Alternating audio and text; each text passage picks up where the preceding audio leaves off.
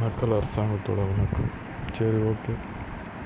10 வயசில் உங்கள் பிள்ளை லாங்குவேஜ் கற்றுக்கிட்டாங்க. 3 வருஷத்தில் எந்த துறையில் வலுப்பெற்றுருக்காங்கன்னு தெரியும். அதுக்கப்புறம் என்ன படிக்க வைக்க வேண்டியது. ஒரு 10லேருந்து 13 வயசுக்குள்ளே உங்கள் எந்த துறைன்னு நீங்கள் தேர்ந்தெடுத்துட்டீங்க. எந்த துறைன்னு உங்கள் பிள்ளைங்களுக்கு தெரியுது. இப்போ 13 வயசுலேருந்து ஒரு 3 வருஷத்தில் 16 வயசில் பார்த்தீங்கன்னா அவங்க பிள்ளை அனைத்து 4 லாங்குவேஜில் தேர்ச்சி பெற்றிருப்பாங்க. எந்த துறையில் படிக்கணும், எந்த துறைக்கு வேலைக்கு போகணுன்றது தேர்ந்தெடுத்துட்டாங்க. அந்த வேலைக்கு போகிறாங்க. அந்த துறையில் அவங்களுக்கு வருமானம் ஈட்டுறாங்க, சம்பாதிக்கிறாங்க, நல்லா சந்தோஷமாக இருக்கும். முடிஞ்சு போச்சு. இதுதானே வாழ்க்கை. இதுக்கு எதுக்கு அவ்வளோ கஷ்டப்படுறாங்க? இன்றைக்கி பார்த்தீங்கன்னா ஒரு பிள்ளைகளை நீங்கள் பார்த்தீங்க அப்படின்னா 16 வயசில் படிச்சுட்டு வர பிள்ளைக்கு என்ன பண்ணணுன்னே தெரியல. 14 வருஷமாக படிக்கிறாங்க. என்ன பண்ணணுன்னே தெரியல. இன்ஜினியர் படிக்கணுமான்னு தெரியல, டாக்டருக்கு படிக்கணுமான்னு தெரியல, ஐஏஎஸ் படிக்கணுமான்னு தெரியல, ஐபிஎஸ் படிக்கணுமான்னு தெரியல, என்ன படிக்கணும்னு தெரியல, எந்த இதுக்கு போகணுன்னு தெரிய மாட்டேங்குது. அந்தளவுக்கு அவங்க குழப்பத்தில் வராங்க. அப்போது இந்த 16 வருஷம் அவங்க படித்த படிப்பு என்னன்னா வேஸ்ட்டாக தானே இருக்குது. அதை நீங்கள் புரிஞ்சுக்கிறீங்களா? அதை நீங்கள் பெற்றோர்கள் நீங்கள் புரிஞ்சுக்கிறீங்களா? அதை முதல்ல புரிஞ்சுக்குங்க. நீங்கள் செலவு பண்ணுறீங்க, நீங்கள் அதுக்கான டைமை ஸ்பெண்ட் பண்ணுறீங்க. தன்னுடைய பிள்ளைக்காக டைம் ஸ்பெண்ட் பண்ணி இந்த காலேஜில் சேர்க்கணுமா, அந்த காலேஜில் சேர்க்கணுமா, இந்த படிப்பு படிக்கணுமா, அந்த படிப்பு படிக்கணுமா, அந்த ஃப்ரெண்ட்ஸ்கிட்ட கேட்குறீங்க, இந்த ஃப்ரெண்ட்ஸ்கிட்ட கேட்குறீங்க. இப்போ யூடியூப்பில் நிறைய பேர் இந்த தெளிவுபடுத்துறதுக்குன்னே நிறைய பேர் இருக்குது. கிளாஸஸ் எடுக்கிறவங்களுக்கே நிறைய பெற்றோருக்குள்ளே கிளாஸஸ் எடுக்கிறவங்க நிறைய பேர் இருக்காங்க.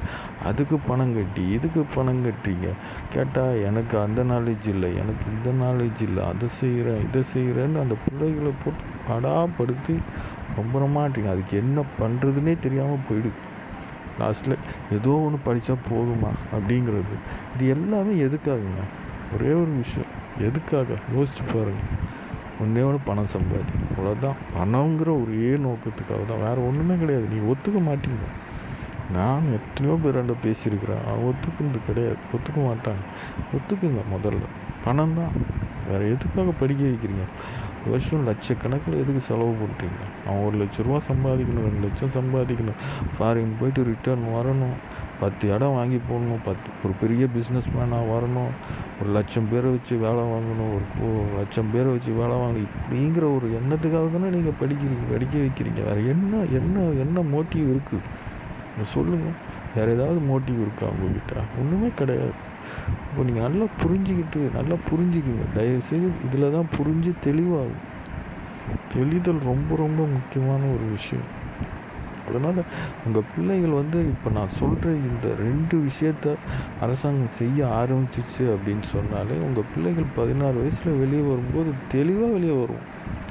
4 லாங்குவேஜ் தெரியும், அவனுக்கு எந்த துறைன்னு தெரியும். விளையாட்டு துறையில் போயிடுவான். அவன் பாட்டுக்கு டெக்னிக்கல் துறையாக தொழில்நுட்ப துறையில் போயிடுவான். படிக்கணும்னா படிக்கிற துறையில் போயிடுவான்.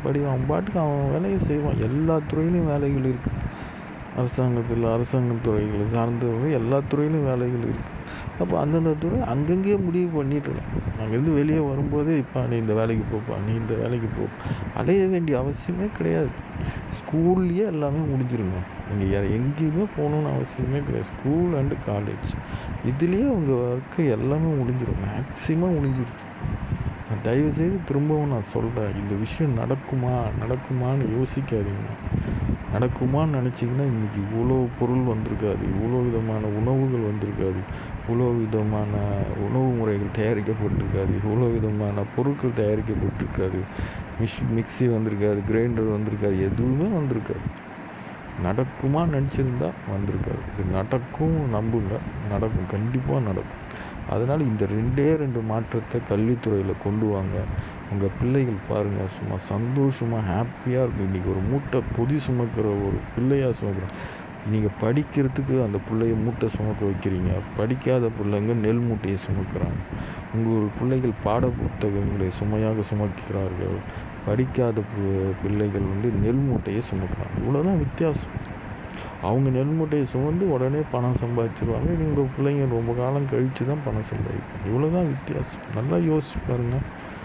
நல்லா யோசிச்சு பாருங்கள். இத்தனை விஷயங்கள் இருந்தும் ஏன் நம்மளால் ஒன்றுமே பண்ண முடியல அப்படின்னு எந்த பிள்ளையாவது கேட்டு பாருங்க. 16 வயசில் வந்துட்டேன், நான் தெளிவாகி வெளியே வந்தேன்னா என்ன பண்ண போகிறேன்னு தெரியல, இதுக்கப்புறம் என்ன பண்ண போகிறேன். என் ஃப்ரெண்டு அந்த சப்ஜெக்டை அதை எடுக்கணும்னு சொல்கிறான், இதை எடுக்கணும்னு சொல்கிறான், எங்கள் அப்பா அதை எடுக்கணும்னு சொல்கிறான், எங்கள் அம்மா இதை எடுக்கணும்னு சொல்கிறான்.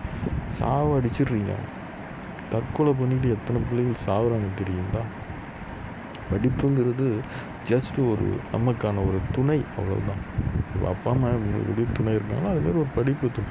இந்த படிப்பு எந்த துறையில் இருக்கணும் அதுதான் முக்கியம்.